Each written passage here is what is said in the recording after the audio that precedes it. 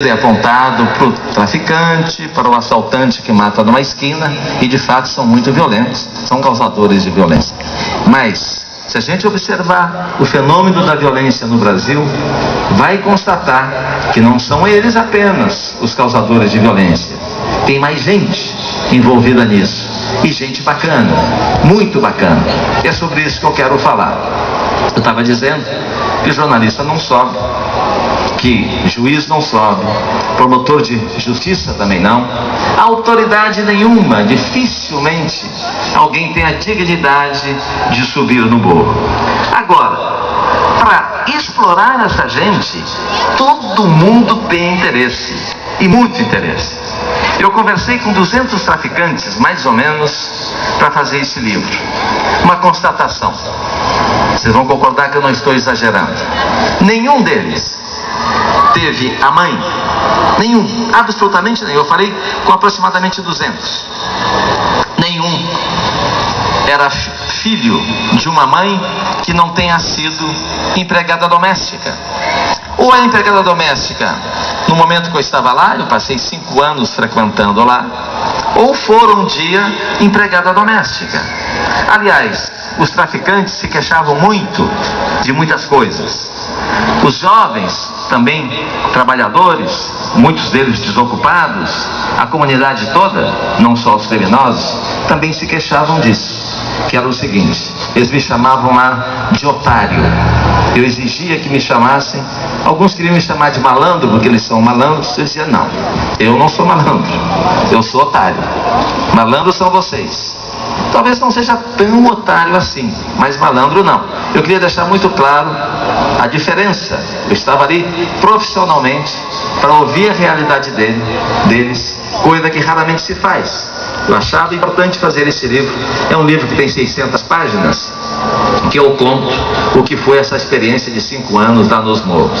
Eu deixava claro para eles, sempre eu carregava meu gravadorzinho, entre eu e eles, um gravador simbolizando: ó, esse é um repórter, está captando as informações, vai reproduzir isso no livro. Eles me conheciam muito da TV, o que me ajudava a desacreditar em mim. Eu já tinha feito muitas reportagens para a televisão.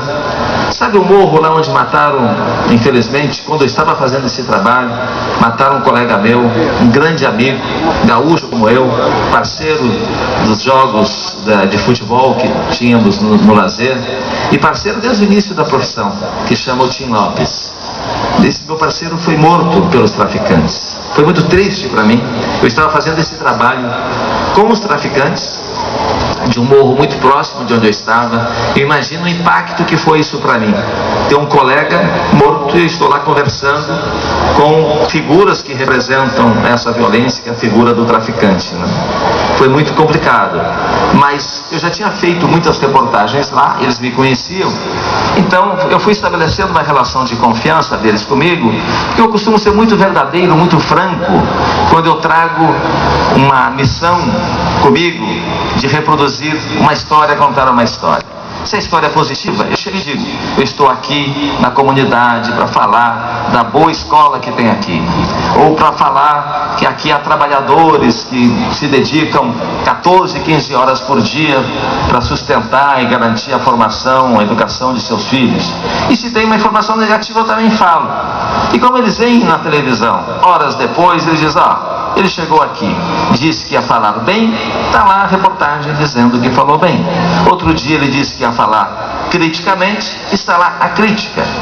Eles aprenderam mais ou menos como é a minha conduta de franqueza, nada mais do que obrigação, certo?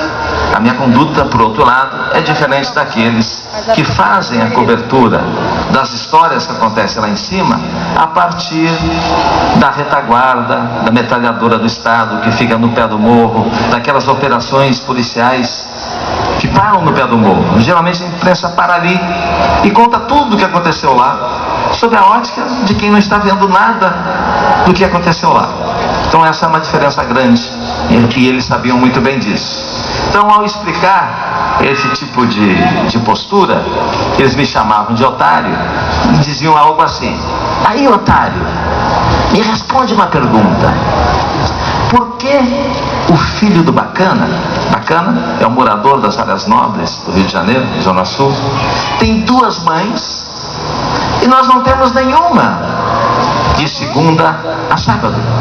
A empregada doméstica sai de casa 5 horas da manhã, 6 horas da manhã, desce o morro para trabalhar e vira a segunda mãe dos jovens de classe média alta. E lá volta, boa parte delas, no sábado à noite, para virar mãe do menino do morro. Eles ficam lá de segunda a sábado, abandonados. Essa mãe, quando chega, é uma mãe exaurida, uma mãe esgotada. Ela tem que dar conta dos afazeres da escola do filho, tudo acumulado, mal fiscalizado. É roupa acumulada para lavar, é comida para fazer para durar a semana inteira. É uma mãe exausta, que nem consegue ser mãe carinhosa no domingo como gostaria. E eles se queixam muito disso. E é curioso, porque as pessoas que vivem nessas áreas nobres viram as costas para essa gente. O Estado também vira as costas. Já falei aqui, alguns dos agentes do Estado e da imprensa que os ignora, mas na hora de tirar o serviço deles, aí gostam. E dão de retorno algo que é indigno na visão deles. A mãe, quando sobe de volta, é uma mãe exausta e uma mãe miserável, porque o salário que ela ganha é um salário que o filho não tem orgulho. Então ficou muito claro para mim, ao longo de 5 anos de experiência, eu isso conto lá no meu livro, que muito mais importante do que a arma, a força, a violência, a brutalidade que é presente no tráfico, eles são cruéis.